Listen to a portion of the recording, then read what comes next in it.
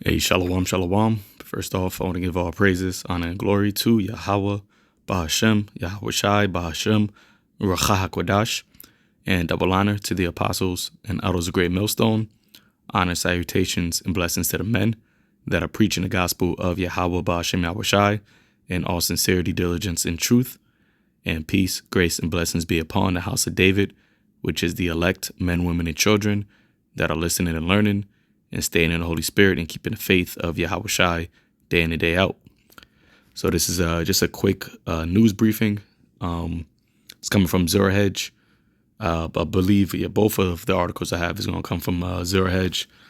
Just scamming through the various different current events news, which there's a bunch of things that the Lord is having happen in these times. So right, as it tells us in the second Esdras, the ninth chapter, to measure the times diligently within themselves, because Ezra asked, right? He asked the Lord, you told me, what things were going to happen, but when they were going to happen, you have not revealed it unto me. All right, let's get that real quick. In the book of Esdras, chapter 50, Esdras chapter 8, verse 61, it says, "And therefore is my judgment now at hand."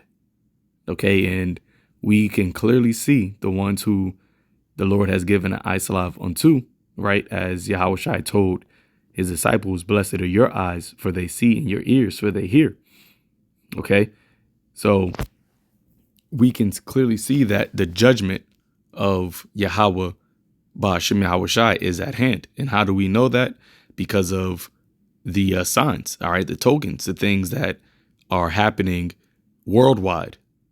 All right, it says, verse 62, "These things have I not showed unto all men, but unto thee and few like thee." And that is the key point, man. That's why you got to always be thankful unto Yahweh, Ba'ashem Yahweh Shai, for giving us the eyes to see, all right, giving us the ears to hear, as it says in Matthew. Let me pull that up real quick. Matthew 13, verse 8. It says, verse 9, it says, "Who hath ears to hear, let him hear." And when you go into that word ears, it says, it's spiritual ears, because everybody has ears, but not everybody has spiritual ears. Not everybody is spiritually inclined to understand what is what is being said through the Spirit. Okay.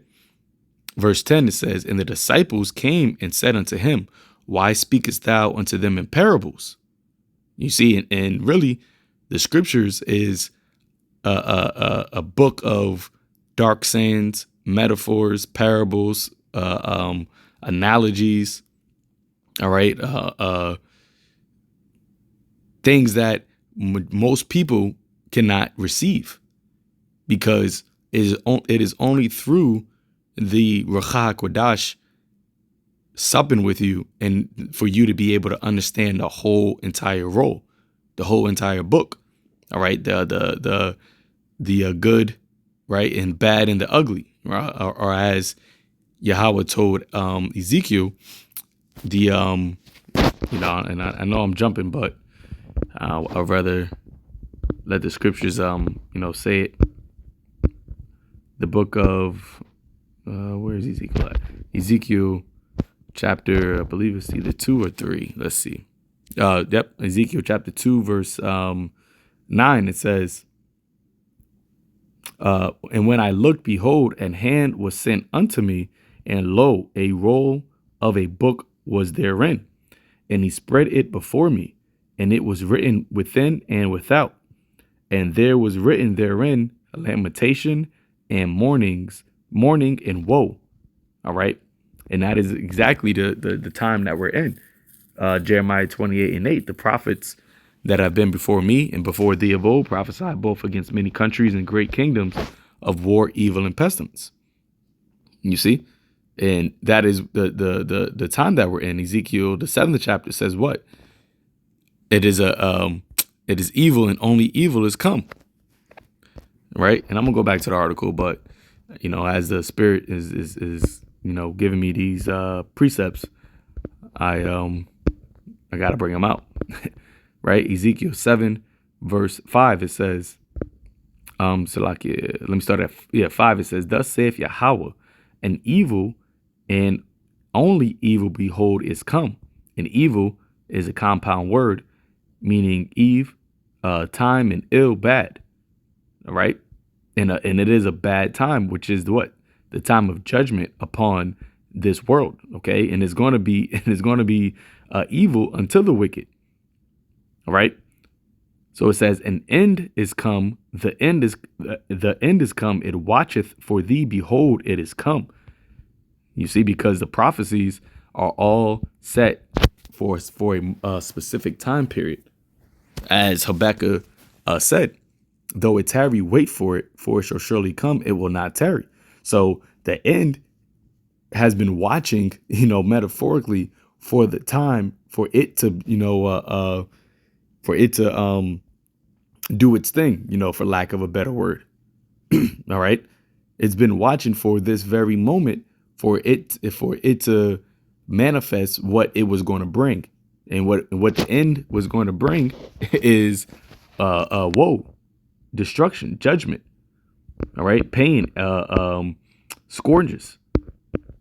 So where were we at? Second Ezra 8 verse 61. So it says, and therefore, Salaki, verse 62, it says, and these things have I not showed unto all men, but unto thee and a few like thee. Khan. So yeah, let me go back to Matthew now. That's where I was reading. Matthew chapter 9, verse 10, it says, and the disciples came unto him and said unto him, why speakest thou unto them in parables? And he answered and said unto me, because it is given unto you to know the mysteries of the kingdom of heaven, but unto them it is not given. Okay, so the things, the judgment of Yahweh Ba'ashem Yahushai, and to know them is not given unto everybody, which is why even at this very same time where it is very clear, right, the end is manifest unto the ones who know the judgments of the Lord. But as it says in Sirach, as his ways are plain unto the holy, they are also stumbling blocks unto the wicked. And that is why you have people in that same mindset as they were during the flood, right?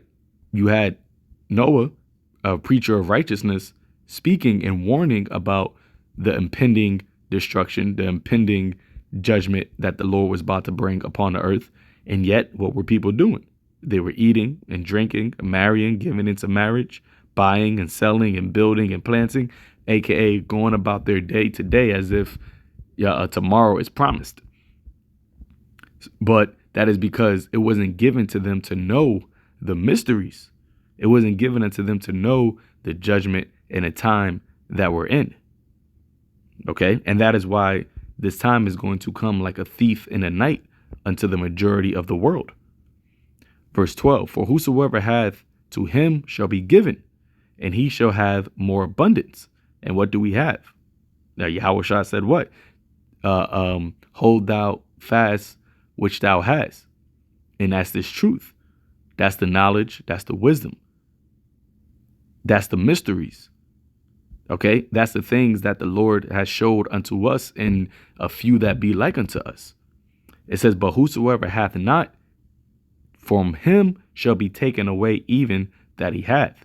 And what you have not is you don't have the faith in Yahushua. You don't have the wisdom, knowledge, understanding, right? You don't have the mysteries of the times, all right? Understanding the signs of the times. So what is going to be taken away from you? Your comfort, all right? Your stability, your your future, and ultimately your life. That's what is ultimately going to be taken away from you, is your life. Verse 13, therefore speak I unto them in parables, because they seeing see not, and hearing they hear not, neither do they understand. And in them is fulfilled the prophecy of Isaiah, which is Isaiah, which is Isaiah, which saith, by hearing ye shall hear, and shall not understand, and seeing ye shall see and shall not perceive. Okay? So somebody got to play that role, and the water Yahweh, Ba'ashem Yahweh Shai, that he, has given us the understanding and has not blinded us. All right? Being blinded in this time is literally the worst position to be in. All right? Being ignorant in this time is literally the worst position to be in, because as Isaiah the 33rd chapter tells us, wisdom, knowledge, and understanding shall be the stability of our time. Right? So it says, then answered I and said, behold, O Lord, now hast thou showed me the multitude of the wonders which thou wilt begin to do in the last times, but at what time thou hast not showed me.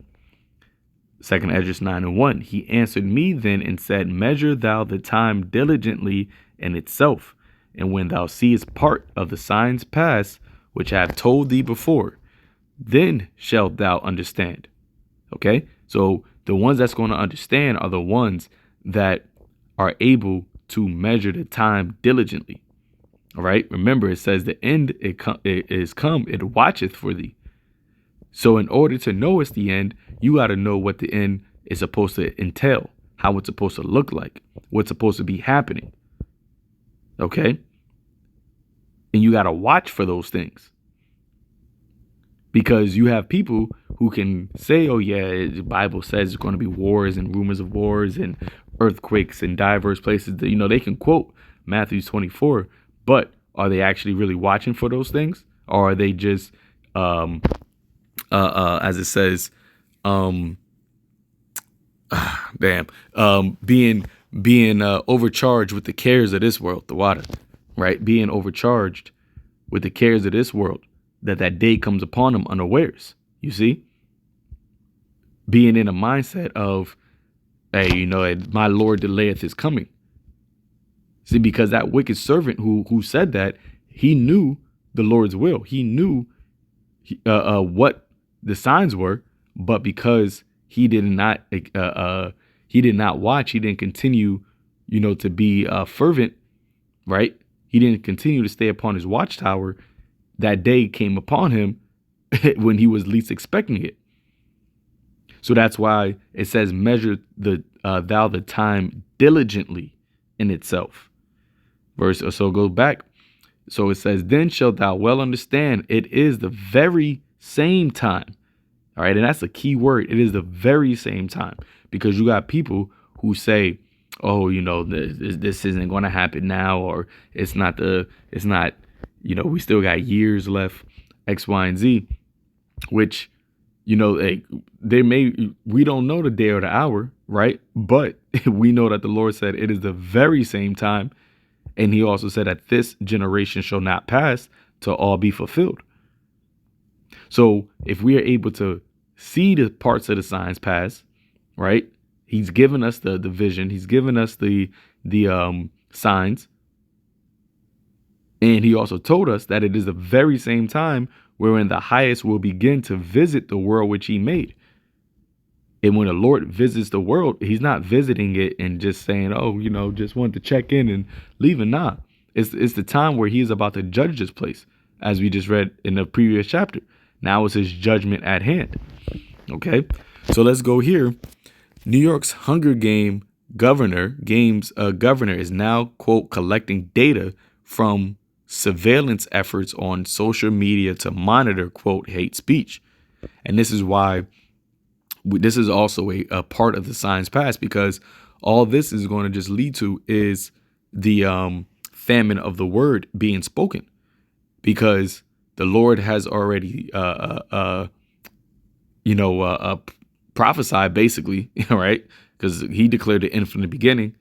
So he already said that this word was going to be taken from being spoken, or shall I say the hearing of the word, as it says in Amos, the 8th chapter.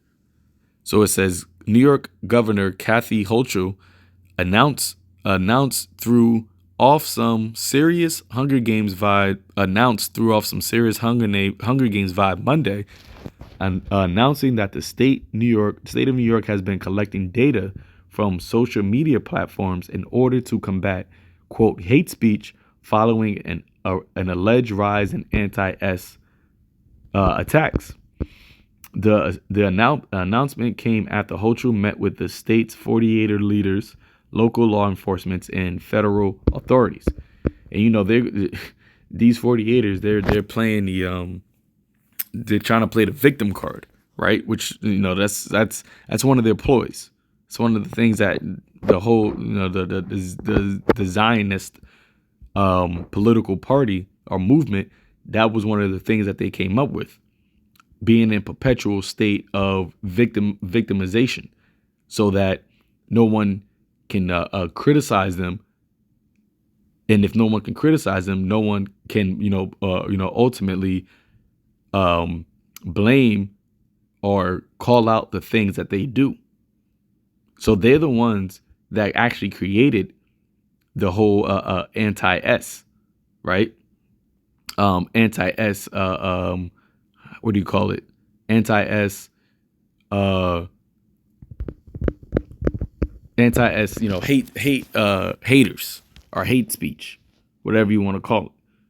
Okay, I forgot the guy's name, but he was a Arthur, I think it was Arthur something. I can't remember his last name, but he basically was a 48er that came up with the idea of creating this movement so that people can, so that the 48ers can always be in a state of being victimized, so that people will always have sympathy upon them. Okay, it said, I don't need to read all that. Let's jump. It says, according to the NYPD, hate incidences against 48ers have increased nearly 331% in New York City since the October 7th terroristas attack on 48ers. After meeting with top JOOs in New York, Hochul plans to catch incitement to violence and direct threats to others via social media surveillance. So, you know, when we read things like this, we understand and should understand and know that they're going to group the truth into this. All right, they already have it on their SPLC, Southern Poverty Law Center. They have it on the Anti-Death League, that the truth, the belief of Israel coming back to who they are, all right, and claiming our inheritance, all right, as children of Jacob, is something that they deem as being extremist, hate speech, et cetera, which we don't, advocate for any type of incitement to violence or anything like that, right? We say what? That the Lord was at Zephaniah 3:8. The Lord is going to rise up to the prey. Hebrews the 10th chapter, vengeance is mine, saith the Lord. But we also speak about what is the judgment written. And that's one thing that no matter what you do is going to happen. All right? Because pursuant to Daniel, the 10th chapter, Salakia, the 7th chapter, it tells us what? Daniel chapter 7, verse 26. And the judgment shall sit, and they shall take away his dominion. Whose dominion? Who is the first of the nations? Amalek. All right? And who are the Amalekites? The 48ers. Okay? That's just true. According to scriptures, according to prophecy, according to the word of Yahweh Ba'ashem Yahushai, this is the truth. So it says, but the judgment shall sit, and they shall take away his dominion. So ultimately, the dominion of Esau, Edom, is going to be taken away. But Amalek, which is a part of the nation of Edom, they're the ones that are in the ruling seat. And once again, the first of the nations, to consume and to destroy it unto the end. So that judgment is already written. Okay, it's already set.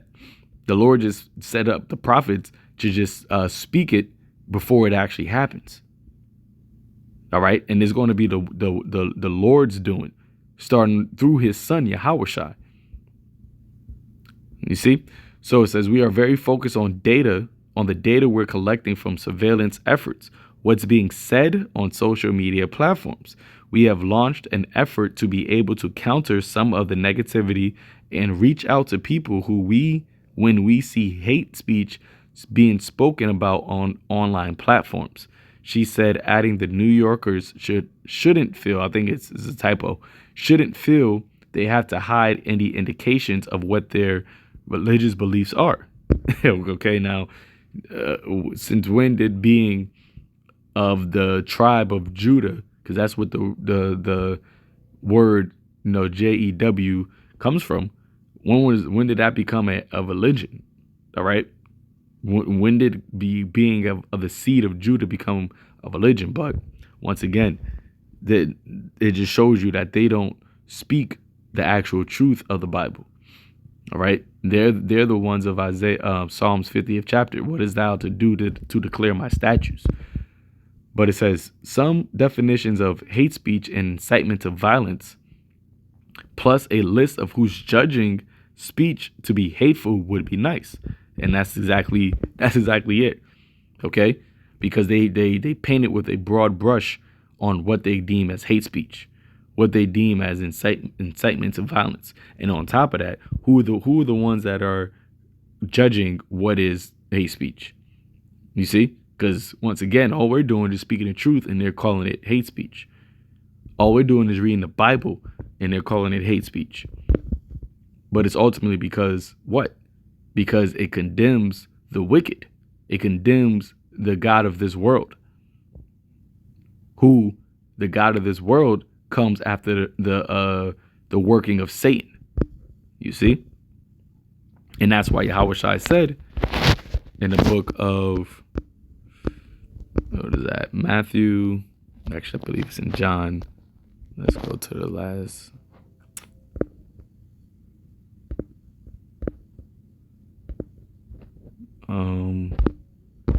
Let's see.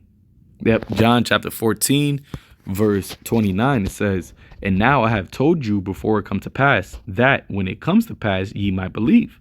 You see? And that's why, as Yahushua said, man does not live on bread alone, but by every word of the Most High, because these words are faithful and true. All right. And the fact that we're actually seeing it happening in real time is only boosts our faith even more. All right. The fact that they're putting up all of the, trying to come underhandedly to attack the truth. They're basically telling us that, they're collecting data, they're watching us. And this is why Yahushua said that they're going to bring us before magistrates, before synagogues, before the governors. And they're going to have all this data collected, right? They might throw in some deep fake in there, you see? Because it is no coincidence that they haven't made a move yet. But they haven't made a move yet because ultimately it's the will of the Lord. But when the Lord allows them to make that move, best believe that they're going to have they're going to try to throw the book at us. All right. And that's why the scripture says that he that endureth unto the end, the same shall be saved. And also Yahushua said what? Fear none of those things which thou shalt suffer. Behold, the devil shall cast some of you into prison. Okay. Why is he going to cast some of us into prison? Because he is going to have a whole bunch of data collected on us to deem us as DTs, domestic T's, extremists, inciters to violence, all these things, because we're speaking the truth. All right. But the Lord said that he told us before it comes to pass, so that when it comes to pass, we might believe. Verse 30, hereafter I will not talk much with you, for the prince of this world cometh and has nothing in me. Okay. And who was the rulers of this world? Well, back then he was speaking about the Roman Empire. And we understand and know that Babylon the Great, aka America, exerciseth all of the power of the first beast. The first beast was the Roman Empire. All right. So the leaders, because that's what the word prince means, the leaders or the ruler of this world has nothing in Yahushua. And we can clearly see that based off of the vibration and the wickedness that this world promotes and uplifts, and the fact that they hate truth. See, they call good evil and evil good. So, that's that article. And this one, for time's sake, I'm just going to try to run real quick through it. I just wanted to get this this buzzword that I seen here because once again, it shows you how true the scriptures are and how prophecy is literally being fulfilled right in front of us.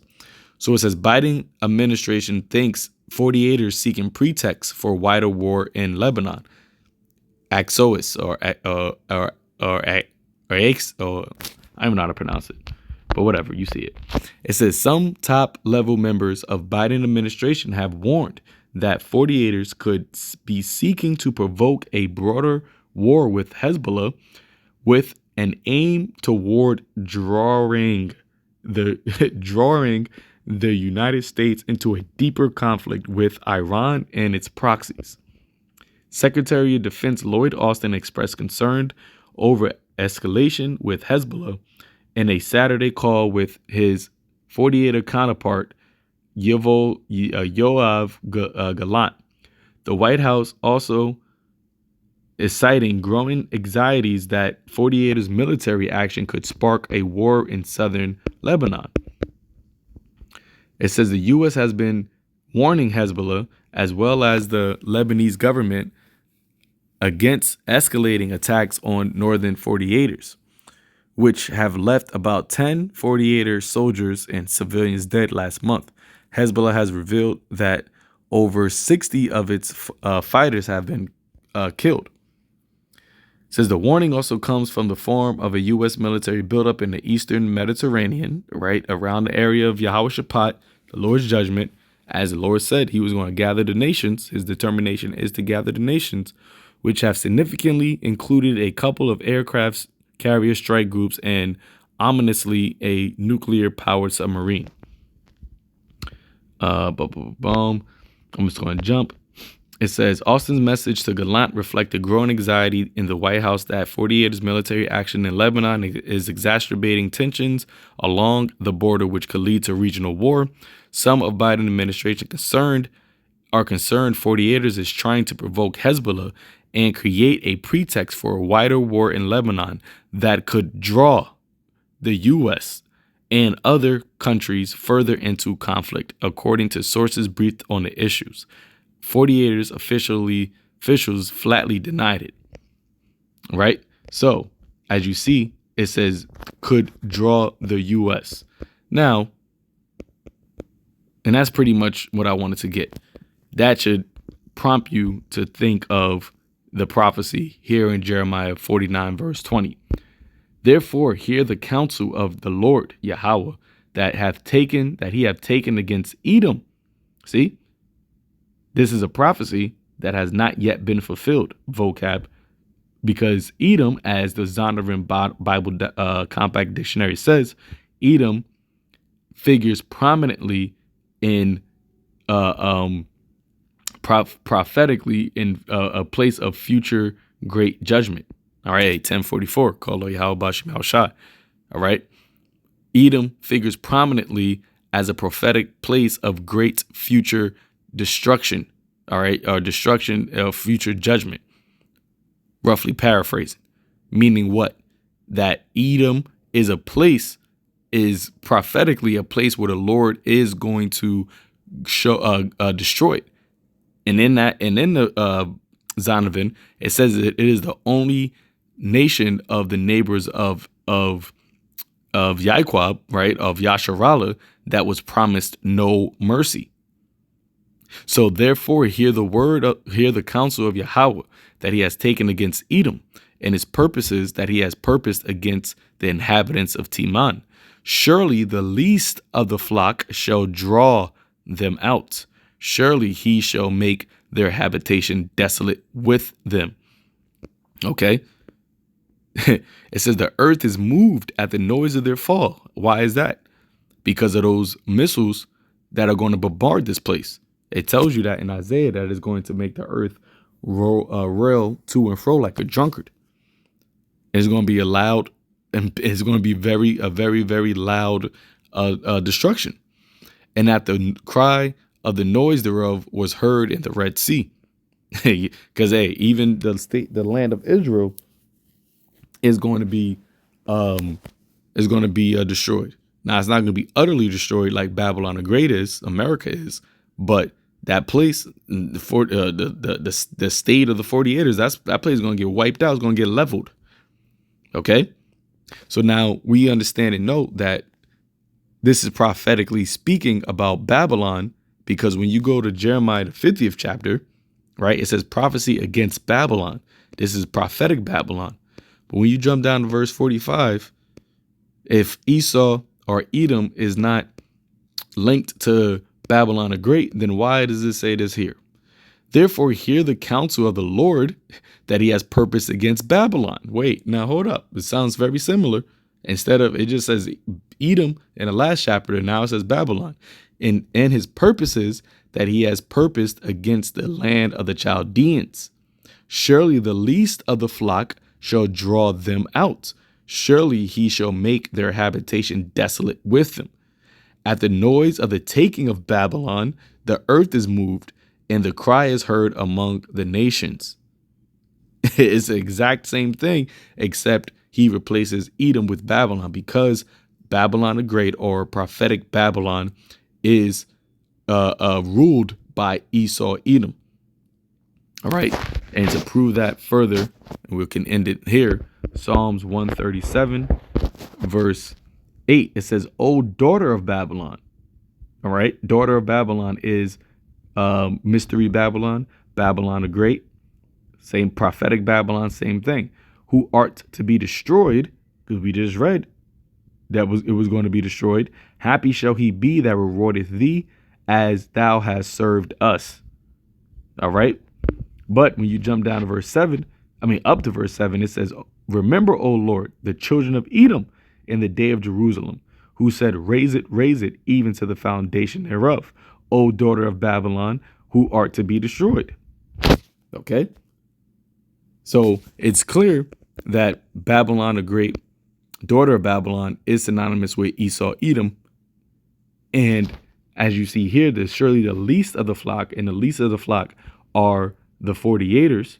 All right. They're the least of the flock of Esau, because they even say themselves, there's only 18 million 48ers in the world. We're a minority. We're a small, we're small amongst, all the other tribes of Esau. But they're the ones that's going to draw out Babylon the Great. And when you go into that word draw, it says